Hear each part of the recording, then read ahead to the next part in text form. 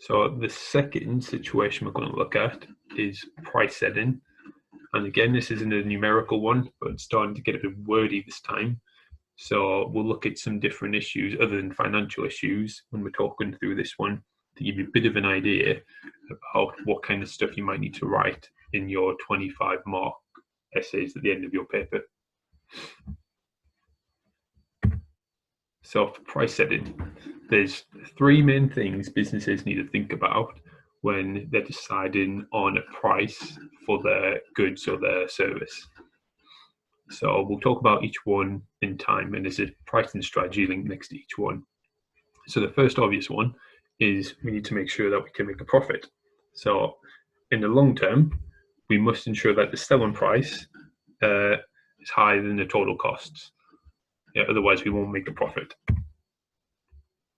So the pricing strategy we use for that is called cost plus pricing. The second thing you need to think about is prices of competing products or services. So for example, if you're in a business, you might look at what your competitors are pricing their goods at and use that to determine what price you should offer. Yeah, you might want to offer the same price, you might want to go a bit cheaper, you might want to go a bit more expensive because you think your product's better, but it's all influenced by how much other suppliers and other businesses charge. And a pricing strategy for that one is either called market-led pricing or competitive pricing. Both mean the same thing. And the last thing we think about is underused capacity. So that means we might have some units left that we need to sell, but for example, time might be running out to sell them. So there could be, I don't know, cinema tickets. The cinema might start in an hour and we have lots of spare seats. So we need to sell our tickets. Maybe it's a reduced price in order to get some money for those tickets instead of having empty seats. So that's what we mean about underused capacity.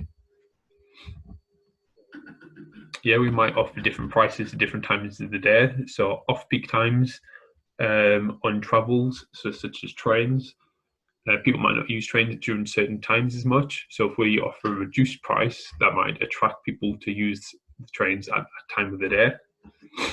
And that pricing strategy is called marginal cost pricing or contribution pricing. Again, both mean the same thing. So we'll look at each of those in turn and look at what different impacts we have. So start with the last one, the marginal cost or contribution pricing. So a question to get you thinking about is, your business is a theatre, you have 50 unsold tickets for a show starting in 6 hours. What price should you set the tickets at? So again, different things you could think about. You might want to reduce your prices to hopefully fill all the seats, sell all the tickets, so you're getting some money. Or if you're getting on to do that too often, people might then start waiting till the last minute to buy tickets so that they can get a reduced price. So again, think of pros and cons. So there's a few things we'll think about with this.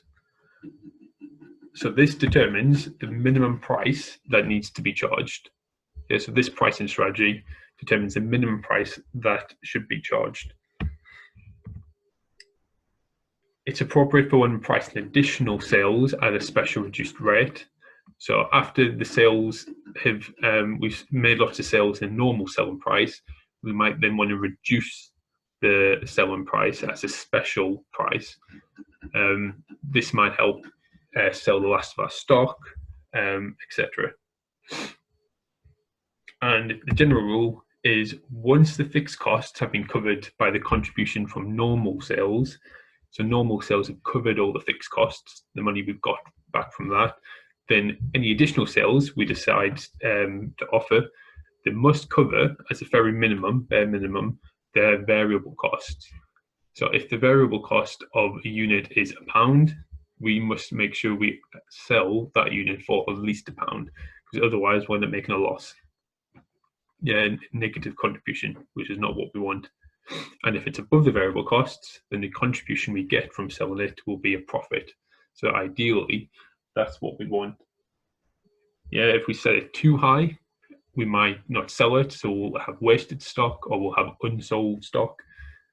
But if it gets too low, then again, we might not make much of a contribution from it or much of a profit from it. Okay, the second one we're going to look at is market-led or competitive pricing. And the thing I want you to think about is your business is a sandwich shop this time. There are 3 other local businesses which sell sandwiches.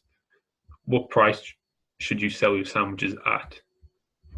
Yeah, so you're a sandwich selling business. You make sandwiches as a business. There's 3 other businesses. How should you determine the price of those sandwiches? So first thing you can think about is the price of similar products. So if you're selling a cheese sandwich, how much does your competitors sell a cheese sandwich for? Yeah, that way it helps you determine your price based on what other suppliers are offering. You might want to look at the price of seasonal products. So, for example, some stuff might sell more during summer. So stuff like ice cream, shorts, they might sell more during the summer. So normally the market leads the pricing on that. So if it is seasonal, then you can't really charge significantly more than others, because if it's only around for a certain amount of time, then people are going to go for the cheaper options. And the final thing to think about for this one is price cutting. Yeah, you might want to lower your price or reduce your price so that beats the competitors. So therefore, you might get more sales than them, provided your product is better than theirs. Yeah, again, there's other financial things, non-financial things to think about in terms of the quality of the product, in terms of the location of the product. And the last one, this is the more mathematical financial one, is something called cost plus pricing. So the scenario for this one is your business that sells paintings, and you want to make sure you get 20% markup on each painting sold. So what price should you set? So for this one, there's a little formula. To determine the selling price, you'd have the cost price plus how much markup you want. Or if you have the markup as percent, then you could do the cost price times the markup percent to get the selling price. And just have a think, what does markup mean? See if you can remember. And it means the amount added to the cost in order to cover the profit. Yeah, so if the cost is 50p and you want to make 10p profit, the markup would be 10p. So you need to add 10p onto the cost to make that profit. Okay, so let's look at examples. Let's do 2 basic ones. So we want to make 60% markup on a unit that costs £50. So one way of doing it is you could work out 60% of £50, which is £30. So you want to make £30 markup. So add that on to the £50 cost to get an £80 selling price. Therefore, you made £30 profit from that sale. Or you can do it just as multiplying. So you could do the £50 times by 1.6 because you want to increase it by 60%. That gets you the £80 in one go. Can you have a go of the next one yourself? So 20% markup this time. So again, either do the timesing method, so times by 1.2, or work out how much profit you want to make, £10, that's 20%, and add it on to get £60. In an exam though, it might not give you it as straightforward as this. They might give you lots of reading to do. So here's our scenario. Ceramics Limited is the business selling plant pots. They currently produce 500 plant pots a month. The cost for one plant pot are, for the materials, it's 4 kilograms and it's £3 per kilo. For labour, it's 3 hours to make one plant pot and it's £9 per hour. And the total fixed costs are £16,500 monthly. The company use cost plus pricing with a markup of 40%, so that's 140% of the total costs. So our multiplier will be 1.4 per plant pot. If the production exceeds 600 plant pots, because look at the top, it says they currently produce 500. If they ever go above 600, then overtime will have to be paid at a rate of £12 per hour for extra hour worked. And you've just received an order for 750 plant pots for the forward month, and the fixed costs will remain unchanged. So stuff like the rent and stuff, telephone bills won't change. So there's 3 parts to this question. So the first part, we want to calculate the normal total cost per plant pot if they produce 500 pots. So as normal, a normal month, what would the total cost per plant pot be? Well, to do this, let's work out what the total costs are all together, and then we'll divide that by 500. So for the materials, for 1 plant pot, there's 4 kilograms, £3 per kilo, so times them together, times by 500 to get £6,000. For labour, it's 3 hours and £9 per hour for 1 plant pot, so times them together, then times that by 500 to get 13,500. So when we add them together, we get something called prime costs, which just means the costs from our materials and labours, so from our direct costs. So the total so far is 19,500. Add on the fixed costs, which are 16,500, and that gives us £36,000 for our total costs. So to make those 500 plant pots, that's the total cost. So to get 1 plant pot, just divide that by £500. So £72 per plant pot.